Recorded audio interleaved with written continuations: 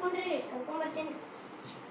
ಓ ಡಾಕ್ಟ್ರ ಹೇಳಪ್ಪ. ಒಂದ್ ಪೇಷಂಟ್ ಬಂದ್ರಿ, ಅದಕ್ಕೆ ಬಕ್ಕುಳು ಹೊಟ್ಟೆ ಕಡ್ಲಿತ್ತರಿ. ಕರ್ಕೊಂಬ ಇಲ್ಲಿ ನೋಡೋಣ ಮತ್ತೆ.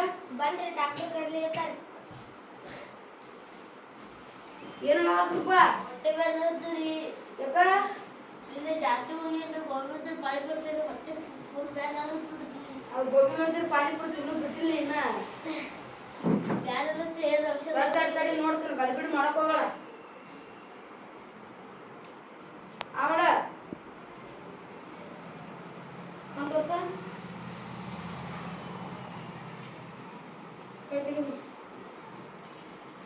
ಇಲ್ಲ ಸರ್, ನೀವು ತುಂಬ ಮೆಡಿಕಲ್ ಸರ್.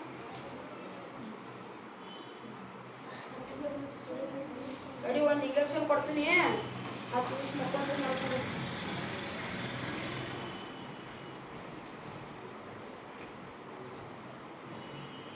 ಸಾವಕಾಶ ತುಕ್ಕದು ಒಂದು 4 ಗುಳಿಗೆ ಬರ್ಕೊಡ್ತೀನಿ, ಮುಂಜಾನೆ ಸಂಜೆ ಊಟ